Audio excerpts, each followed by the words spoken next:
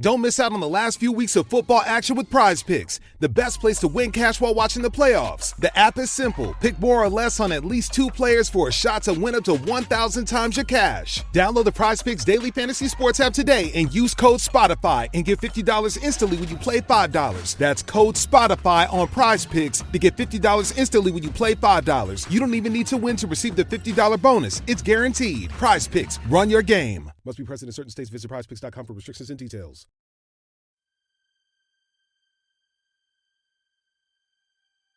Hello and welcome back.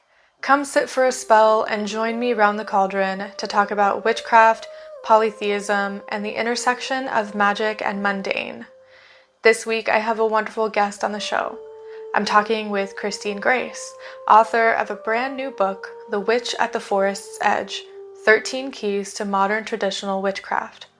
As a literal witch that lives in a log cabin in the forest, Christine brings with her spirit-led witchcraft, local green witchery, and a connection in community while being a solitary witch.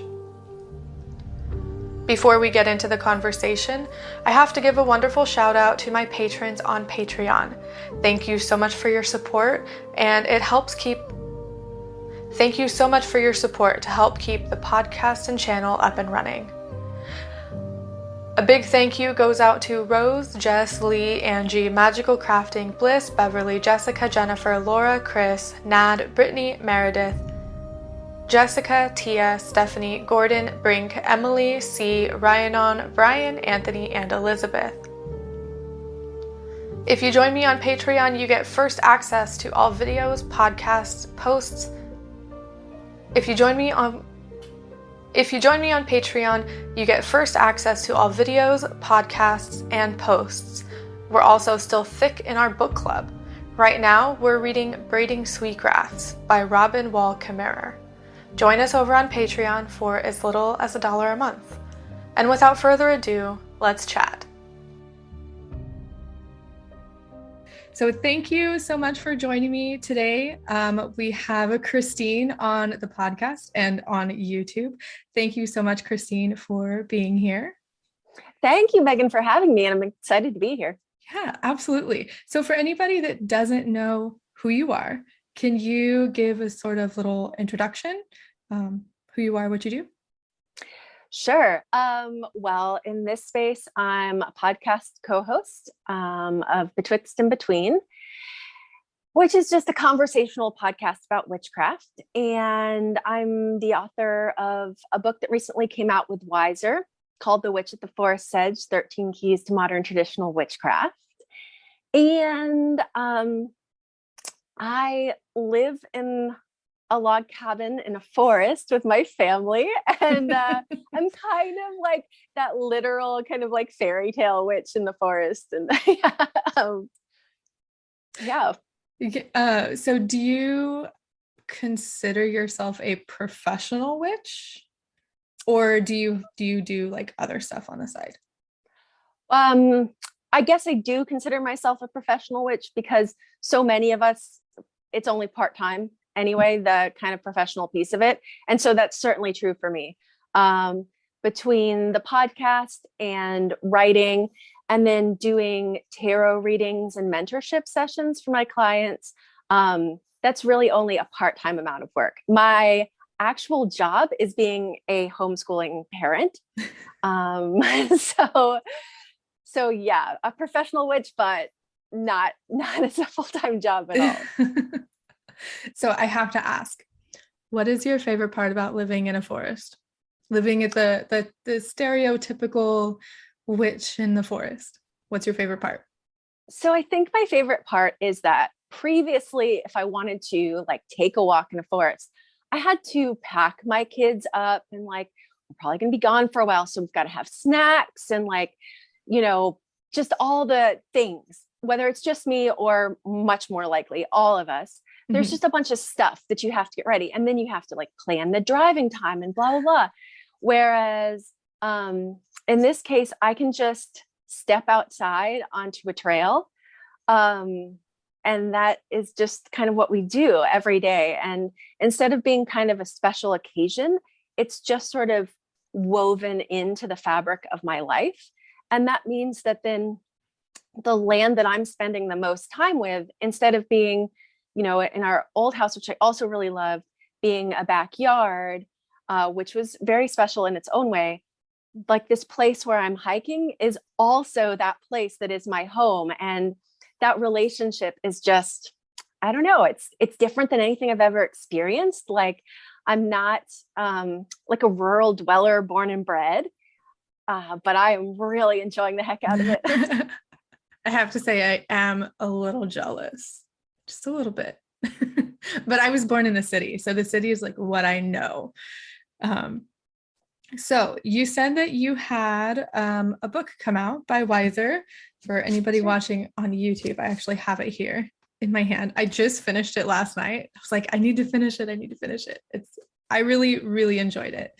It's called The Witch at the Force Edge, 13 Keys to Modern Traditional Witchcraft. How did you come to write this book? What was it born out of? Well, first of all, I'm glad you enjoyed it. This would be so awkward if you were like, actually, I hated it. You totally shouldn't read it. The worst. Well, okay. So basically I didn't mean to write a book, which is weird because I have a background in writing, but that was not my intention with this particular thing. So I am one of the founding members of a small tradition. And so we have always had kind of our own teaching materials, which previously were written by a number of people kind of collaboratively.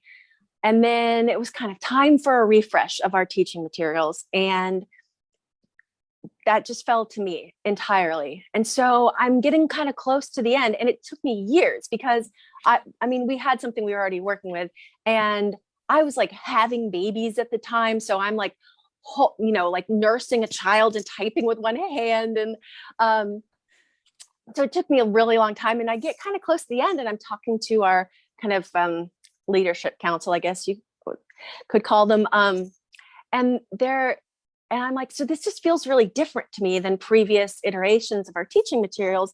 And they're like, yeah, well, it is different because this is a book that you wrote. And I kind of had to be told, like, because this is a book that you wrote. And I was like, oh yeah, this is different because this is a book that I wrote. And then so much credit to Corey Hutchison for being like, it is a book that you wrote and there's a market for it and people are going to want to read it. And so then I just submitted it to Llewellyn and Wiser, and they both wanted it. And so I picked the better offer, and now there's a book. And I'm just so grateful that it even happened. So it originally started out just as writing teaching material for your tradition. Mm-hmm. That's so great. Yeah. We've always had this kind of, I don't know, I guess kind of idiosyncratic way of teaching, of kind of creating this framework of ideas and then kind of having a mentoring relationship with in case you can't tell, I've got a cat who's just like continuously walking in front of me. Okay. And then kind of creating this mentoring dynamic with our apprentices in terms of kind of filling in the specifics for them, like their bioregion, their sense of ancestry. And that kind of style of teaching lends itself to kind of a peculiar style of writing. And so that's what I've been working through. And I knew I really needed to get it done because people needed the new version to teach from. And it took me so long. And while I was doing it, it seems like the kind of broader witchcraft community was really evolving. Like when we started the tradition, we had to write our own teaching material because we couldn't find anything that was even close enough to use. Like there were books that we recommended, but we'd recommend them and say, this is a great book, like for this. This is a great book, but we don't require this perspective or whatever. And so we had to have something that worked for us. In the meantime, it seems like some of the concepts that are so important to us around ancestry and animism and kind of like a non-dogmatic approach to theology and really getting very, very local with your green witchcraft, all of those things became so prevalent in the community. And so suddenly it seemed like, yeah, I guess like there is some support and interest here. I really like that it started out as teaching material, because I feel like a lot of books are like, it starts out as a book, right? Like I have this idea for a book and I'm going to write it. But reading yours, you can tell that the material is written to teach and sort of give like a guideline, kind of like a basic structure. Is that right? Like, I don't want to assume. Yeah. It's your book. No, I mean, I think I'm glad you're picking up what I'm putting down. Yeah, I feel like it's the loom and you weave your path on the loom. It's a structure and an understanding of how some things work and an explanation of certain things that are sometimes kind of glossed over, like just go do this thing. Mm-hmm. And kind of getting into the nitty gritty of some of that stuff.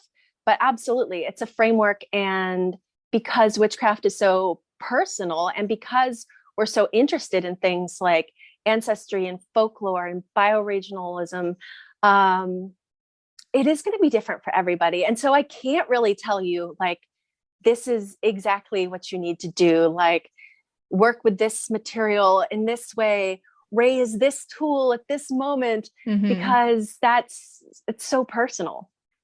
I love it. So with that in mind, and it being sort of like a structure, are the chapters arranged in a way that if someone was entirely new to any sort of practice, it would be start from chapter 1 and work progressively through the rest of the chapters? Or is it made to be like read through completely and then applied? I think that's kind of up to you. Up to the person. Yeah, I think if you have areas of interest, I mean, this is kind of how I approach any book, right? Like sometimes I read the most interesting things first, like whatever mm-hmm. I find the most interesting, I will sometimes kind of flip to those first. That said, there is a method to the madness of the book. Like it does go in order on purpose because it's an order that tends to work. Like, for example, if you are very new to the practice of hedge riding, mm-hmm. it is probably going to be really, really helpful for you to read the ritual chapter before you start trying to push yourself into hedge riding work, if that's not something that comes naturally for you. And so I intentionally put ritual before hedge riding so that you would have had some practice, like building really successful rituals before somebody who doesn't hedge ride is kind of just trying to roll their own for the very first time. I'm glad you brought up the hedge riding chapter, because that is something for me that I've never done. I struggle with that type of thing, like hedge riding, astral projection, really all of that style or work.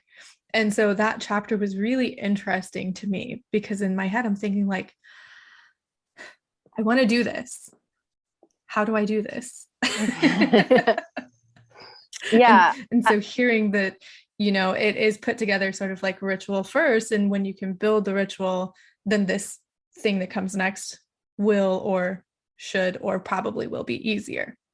Mm-hmm. Yeah, it's very intentional like that. And I think you'll notice the communing with spirits chapter is right up front. And that's because everything else you're going to be doing kind of relies on building the skill set to kind of form relationships with various spirits, because spirit work is such a key part of witchcraft, or at least my kind of witchcraft. Mm-hmm. And so I hope that you do find the hedge riding chapter helpful. It's a long chapter for a reason. And it's interesting, like the diversity that you encounter with people. Like some folks are like, oh, you mean that thing that I just kind of naturally do? There's a name for it? Mm-hmm. Oh, cool.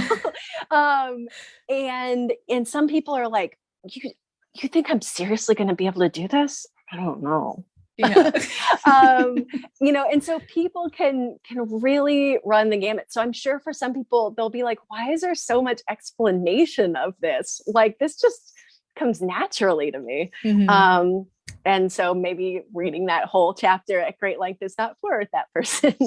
But then there will be other people for whom it's not just like second nature, and having like really laid out is helpful. That would definitely be me.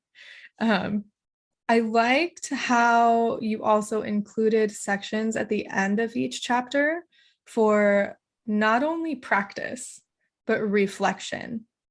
And I myself plan on going through again and trying to answer all of the questions, because like the section on getting local, I forget what the chapter is called. Is it just the green witchcraft chapter? It's called Green and Local. There you go.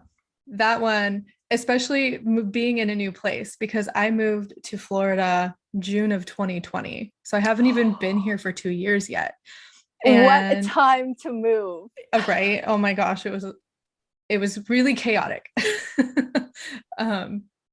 But some of those questions like name 5 birds in your area, or paying attention to what grows native. I don't know those answers because I'm not from here and I wasn't taught that. I think in school my daughter is learning about some of the local plants and animals here. I didn't have that luxury because I'm not from here. So I definitely appreciate those chances for reflection and practice. Now, I know this was written as teaching material. So is that something that you also do when you're teaching or working with your apprentices? Are those questions like, what am I trying to say? Would those questions be like the same that you would ask of your apprentices? Well, I tried to pick questions that we've used before, and that would be kind of broadly applicable.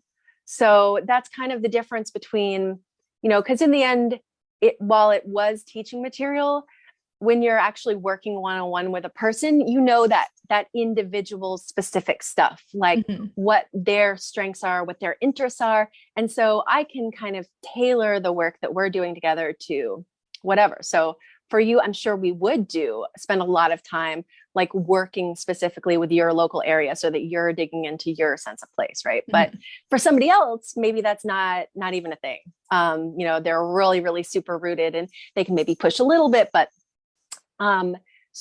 so with teaching one-on-one, especially, or in a really small group, you have a lot of flexibility to kind of push and pull in just the right places for each person because everybody's different.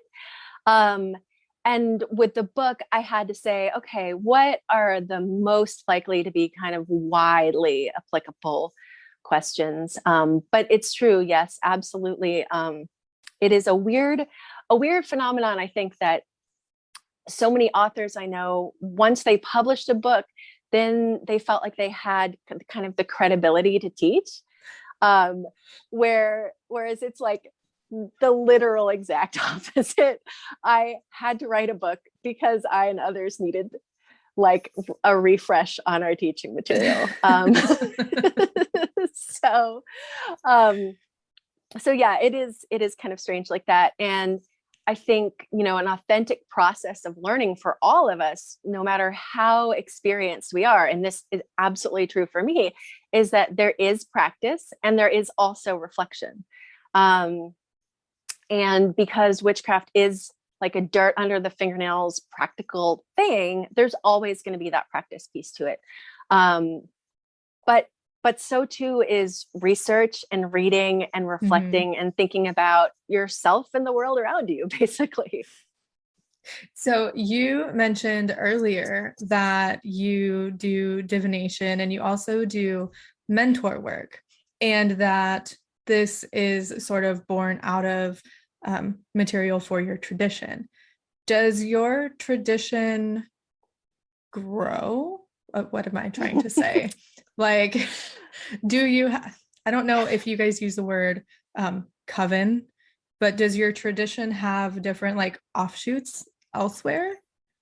So at various points in time, there have been like local groups. So for a long time, There was one here in the Nashville area, and there was one in like Nevada. So sometimes there are groups that form, last for a number of years, but really we call ourselves solitary in community, meaning that whether we're working with a local group or not, we're prioritizing our own work as well. That you're not giving up yourself to be part of a group, even if you are part of a group, and that being solitary isn't worse than being within a group. So yes, it grows, but in a very organic way. So a person might know another person who they want to work with, and so now they're entering into an apprenticeship dynamic in person, or someone reaches out to one of us online and it's like, hey, I am super into what you do. Can I? and so yes, it does grow, and it is both local and at a distance. It just kind of depends on what folks are doing at any given time, really. That's really cool that it expands and contracts and grows naturally. Yeah. So for mentorships, people can just reach out to you or any person. How does that work? So I realize I should clarify something. So I do currently 2 separate but related things. My tradition takes apprentices. Any initiate in my tradition can take an apprentice anytime they want to. They don't need approval from the Council of Voices or anything. They're an initiate. You do you, boo. And they will work with the book as kind of the foundational material for that relationship. And of course, pull in whatever else makes sense. So that is a tradition apprenticeship process. I currently have a tradition apprentice, and I usually only take 1 or 2 at a time with those. Then an interesting phenomenon happened when I started doing tarot readings for clients, with folks saying, well, look, it's not that I'm interested in joining your tradition per se. It's that I would just sort of like to talk to you about my practice. So should I sign up for a tarot reading and then we just don't do it? and I was kind of like, well, you know what? We could just call that mentorship. And so that kind of grew into not just doing tarot readings, but in fact, what I even do more of now is mentorship, which is not necessarily something where their for sure goal is to eventually join the tradition. It may just be that somebody is a little stuck in their practice, or they're trying to move from being kind of a book learning witch to a hands-on witch, or there's just a certain area that they can't quite break into, or any number of things where someone's kind of looking to stretch their skills in a certain way.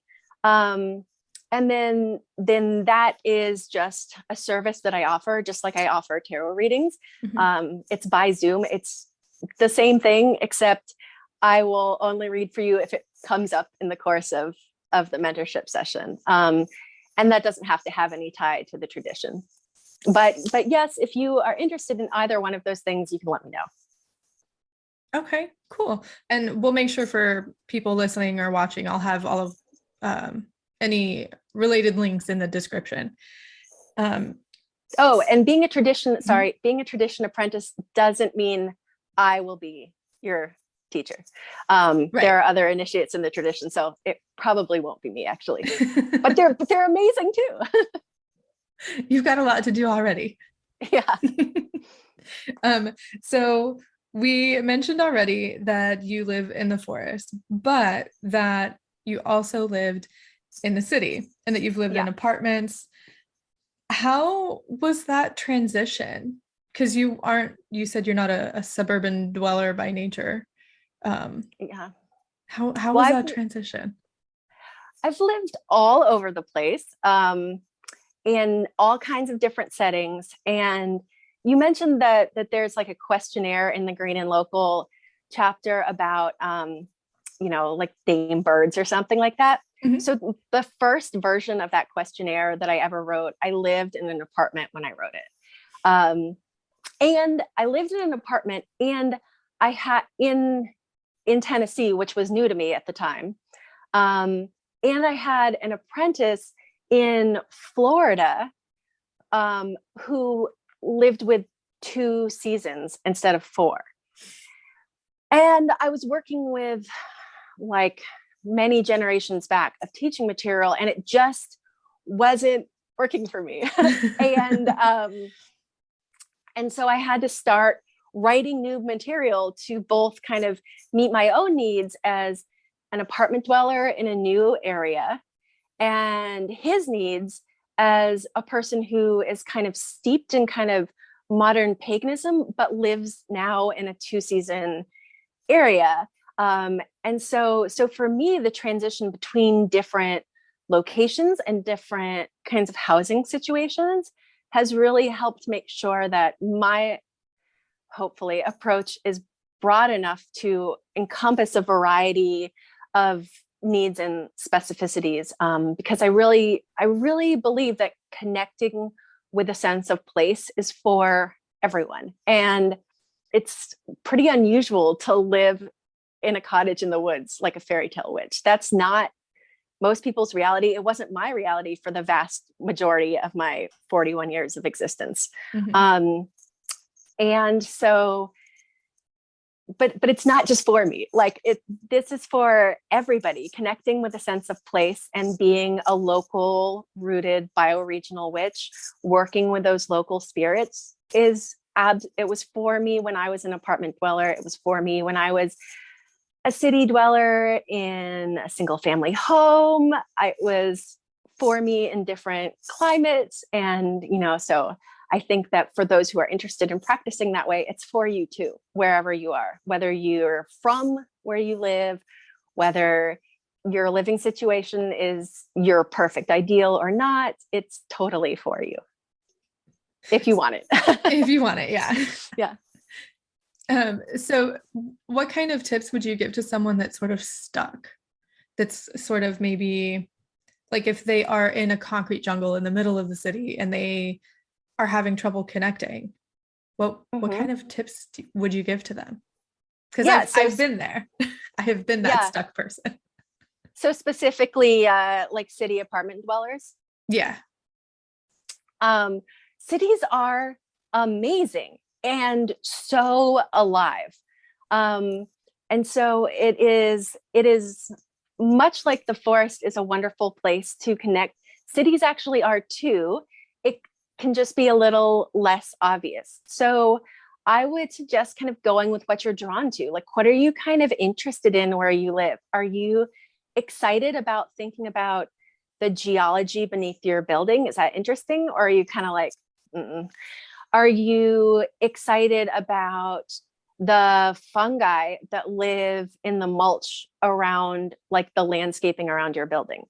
Are you excited about looking up and seeing birds? Are like, what is your thing? Like, are you pumped about wind and weather? Or are you in love with constellations? Even with light pollution, you can still see some stars most of the time. So it kind of depends on what you're interested in, but there's always a place to go. Whether it's, so I've lived in some apartment buildings that have like a little strip of landscaping around them, and some that literally have nothing around them. But there are always parks. There's always geology. There's always animals, and it may not be quite the romantic animals that you have in mind. Like if you tend to kind of romanticize like the beach or the forest or something, the animals and plants that you have near you might not be exactly those romantic ideals. And it also might not be what you see in a lot of books about witchcraft, where it's kind of specific lists of, work with this animal in this way, work with this plant in this way. Those plants and animals might not be yours, but that's okay. You can draw on those ecological resources that are not witchy and kind of pull those non-witchy resources into your practice. And one of my absolute favorites is geology because it's always there. Even if it's covered over mostly with concrete, there is still some really interesting geology happening underneath you. And we talk a lot about grounding. And what can be more grounding than to really know what you're grounding into? Yeah, for me here, that's definitely been a different experience because in the part of Florida that I'm in, everything is sand. And the houses are built basically on packed sand on top of rocks. And so before this, I was in Oregon, where it's a lot of solid ground, lava rock, and mountains.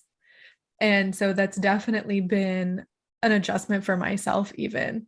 But I like that you would say, start with what's underneath you. The ground is, there is earth under that concrete. Sometimes people say, leave the city and like go hiking outside of the city. And that's fine. I mean, obviously I did it too. Do it if you like it. And that it can give you a sense of what that area used to look like. But I don't like the implication that where you live isn't magical also.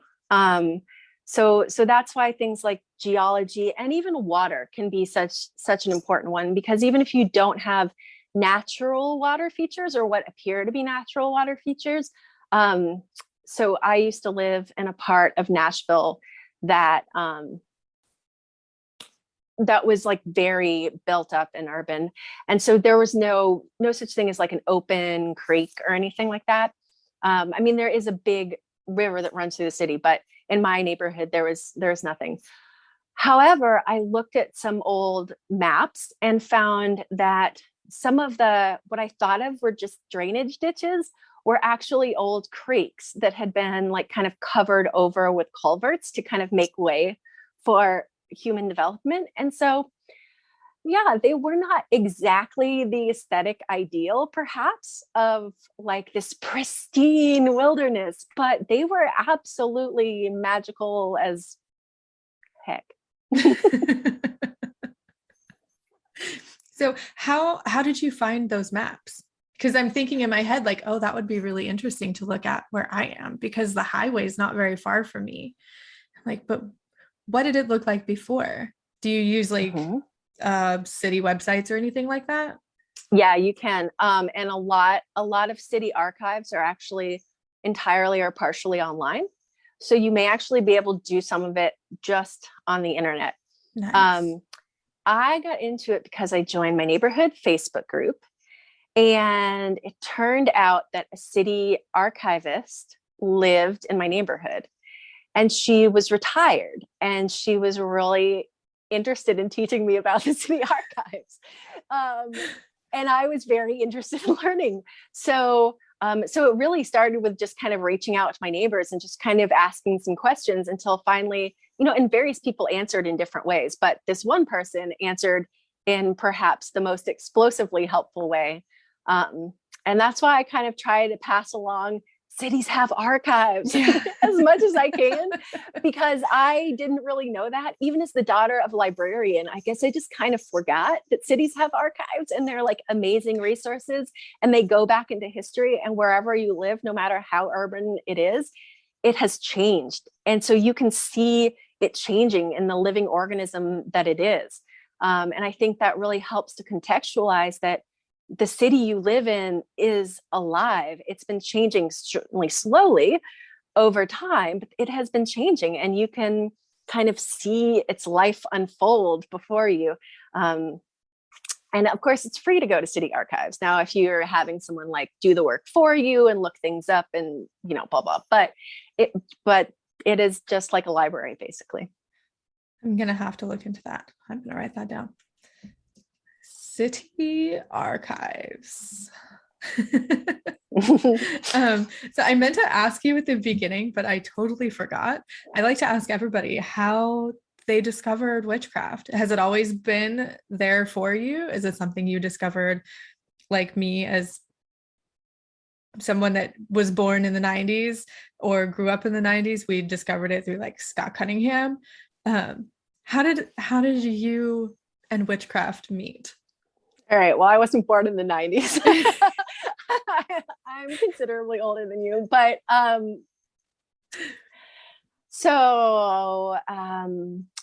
I discovered witchcraft in a public library in Coventry, Rhode Island. Through just like I think like so many of us, I was always that kid who was like interested in anything kind of witchy or paranormal or just like all kinds of related things. Loved the fairy tales, totally the spooky ones that weren't like overly sanitized. And I think so many of us were kind of that quirky kid. But I found this book on divination, and it was presented not as like a matter of historical interest. It was like, this is a thing you can do. People do this. And I was just smitten. Like, that was it. I was done, all sewn up. So that was probably 93, 94, something like that. So I couldn't drive yet, and didn't really have like a great way to get around. So I'm like trying to like get rides from people to get to other libraries, like bigger libraries, so I can, because this is like the internet existed, but we didn't have it at home. And even if we had, like, it's not like there was Amazon. I mean, it was like a different world. So so then I'm like going to bigger libraries, and I really started with Drawing Down the Moon by Margot Adler and Starhawk's Spiral Dance, because that was what I could access. And I pretty much read those books and was just like, yup, I am all in. This solves, I was always really interested in religion, but I was like, this kind of checks the boxes and like solves a lot of my like theological problems. And I'm really excited about this. And so, I'm like in my mother's backyard, like underneath the full moon, devoting myself to a lifetime of practice and study of witchcraft. And then right down the street in my small town, like an occult bookshop opened up. So perfect timing. And just here we are, many years later. Yeah. And you mentioned religion, and now you have a background in religious studies, don't you? Am I remembering that right? That's right. One of my graduate degrees is a Master of Divinity, which is such a funny sounding thing to say, a Master of Divinity. I usually just call it a theological degree, or like a theological and like spiritual caregiving degree or something, because saying I'm a Master of Divinity sounds so weird.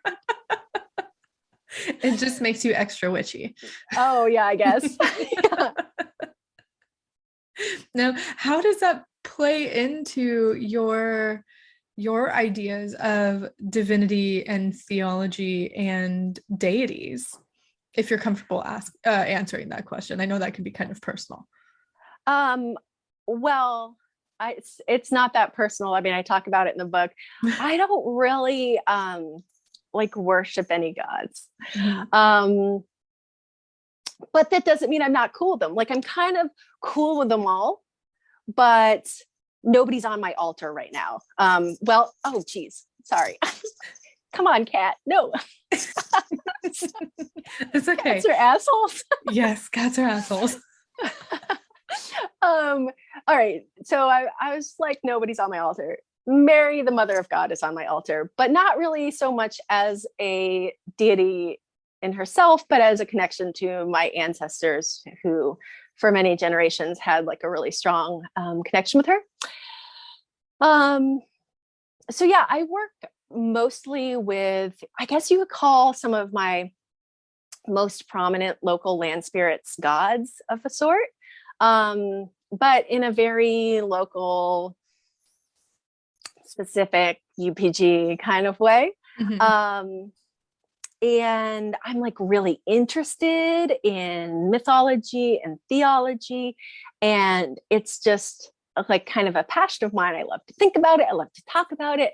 I love to walk beside people while they're kind of figuring out where they're going to fit in with things, what their next step is. And one of the things I really enjoy about being in the witchy community, or at least my corner of the witchy community, is that there's a lot of space for theological diversity. And I hope that comes through in the book, that I'm trying to kind of lay out some ideas to kind of help you think through where you might be coming from, and not being like, and this is what you should do. And yeah, so I guess how the theology part relates is that I'm really interested in theology. But it doesn't relate in terms of like me having a really heavy devotional practice to a specific deity or pantheon of deities. Okay, cool. I've always been interested in hearing your perspective on that ever since you mentioned it on one of your podcast episodes. I'm like, well, that's really interesting about having like a master's in divinity and now being a witch, or being a witch at the same time. Like, it's interesting how that would play together from my perspective, I guess. I'm gonna go get a master's of divinity. Well, there are some things that are really helpful. Like, so my podcast co-host also has a degree from the same school, but we have different degrees. And the difference is that hers is just the theology side of things, and mine is the theology side of things, and also different aspects of spiritual caregiving. So like pastoral counseling and ritual and liturgy. And so those kinds of like practical functions were part of my degree. So like being a hospital chaplain was a big part of what I did. And so it really gets at both that like intellectual itch that I like to scratch, and also like the practical aspects of that. I wanted to ask you too, because I'm curious about the whole process of head writing. How did you get started with head writing? Is it something that you just did one time, or a practice that you learned from somewhere else, or divinely inspired? It's something that I'm trying to practice more of. In the 90s, is it? Yeah. Okay. Well, so I think in the 90s, I read some things on astral travel and shamanism, like kind of core shamanism, neo shamanism. There's plenty of problems there, but I did some reading in those areas, and I just started messing around. I mean, whatever. I was like a teenager. I was just experimenting and seeing what I could do and what would happen. And it's not like a terrible approach to things. And there wasn't like really a lot of guidance available. I didn't really I kind of like taught a couple of my friends to be witches so I wouldn't be alone. But there wasn't really like anybody else I could learn from directly, or not that, how was I going to connect with anyone? So I just started messing around. And so that's how I started hedge writing, really, was messing around. Yeah. Like reading someone astral travel and like neo shamanism, and then experimenting.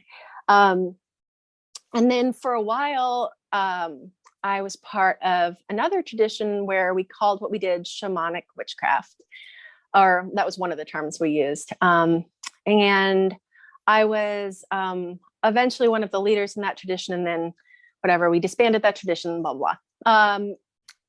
But, through that work with that group, I kind of kept honing that in a specifically witchy way.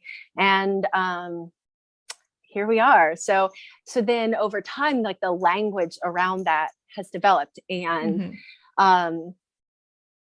instead of calling it shamanic witchcraft, I would prefer to call it spirit flight or hedge riding. Either one of those is cool with me. Awesome. It brings back memories when you were talking about messing around. Like, I used to do that. I used to say, okay, I'm going to go take a nap. I'm like, I'm going to go try this thing. Yeah. It never worked. It never worked. Not as far as I know, but I've never given up hope. And so one day it is going to work for me. It is. going to speak that into existence. I will. You can do it. If you know anyone who does hedge ride, if you can do it with them, they can kind of pull you with them sometimes. Oh, cool. I'll have to see if anybody that I know knows what they're doing. Yeah. So I think we've basically covered everything that I had written down and then some. Is there anything that you want to talk about that we didn't talk about? Anything that I might have missed or glossed over? I don't think so. I think you're a wonderful interviewer. Oh, thank you. I always feel nervous when I'm talking to other people and it's recorded. Yeah, no, me too. It's been a real learning experience to talk about myself versus just like subjects.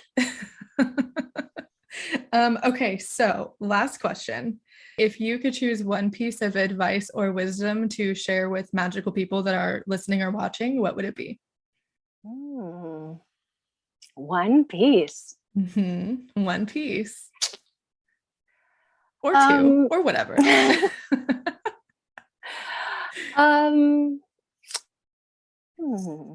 Just one. I guess I would say honor wherever you're at. Like, it's great that you're thinking about pushing on to the next thing, something you want to learn, something you want to build skill at. That's awesome. And don't stop doing that. But don't forget in your enthusiasm for kind of going on to the next step, which is amazing about this. We're always all interested in learning, and that's fabulous. I love that about us. But don't forget that what you're doing is something, even if it feels like nothing, even if what you're doing is reading some things, even if what you're doing is the simplest time at your altar, whatever you're doing is something. And sometimes things that don't seem witchy totally are. Time that you're spending just like appreciating the tree that grows next to your house, or time that you're spending putting up a photo of your great grandmother. Lots of things count. So don't forget to give yourself credit too while you're seeking. That's perfect. I love that. So where can people find you online? Where are your online haunts? So I am at a witch Betwixt on Instagram. I am Betwixt of Betwixt in Between the podcast. I have a website, which is christinegracebetwixt.com. And through that website, you can email me. Through Instagram, you can DM me. In theory, I'm on Twitter at a witch Betwixt also, but I really only use Twitter to make like Instagram reposts. Weird, but true. So email me or Instagram me. It's probably a great way to reach me. And the website will like link you to the podcast. It explains about tarot readings and mentorship sessions. There's a link to the Traditions website, which sorely needs updating.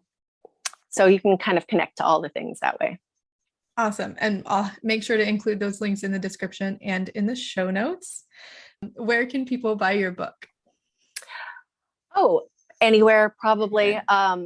Anywhere you want to buy a book, like certainly Amazon, Barnes & Noble, IndieBound, probably your local like occult metaphysical type shop.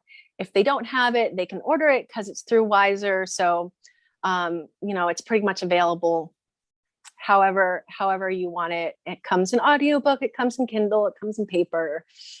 I guess that's the glory of traditional publishing, is that it's pretty accessible. Awesome. I do know it's also on Scribd. If people use Scribd, both the ebook and the audiobook are on Scribd. I'll leave a link for that too. But anyways, thank you so much for coming on and chatting with me today. It was great to meet you kind of face to face and speak with you. And I guess for everyone else, that is it. And we will talk to you next time. Thank you so much for having me on. It was so much fun. You're absolutely. The best. Bye. Bye. Once again, a big thank you to Christine for coming on and talking with me, and a big thank you to you, dear listener. I hope you enjoyed hearing from Christine. If you're interested, her book is titled The Witch at the Forest's Edge, and it can be found anywhere books are sold. All of Christine's links are in the show notes, so be sure to follow her on social media and subscribe to her podcast, Betwixt and Between, wherever you listen to podcasts. That's all for today, and I'll talk with you soon.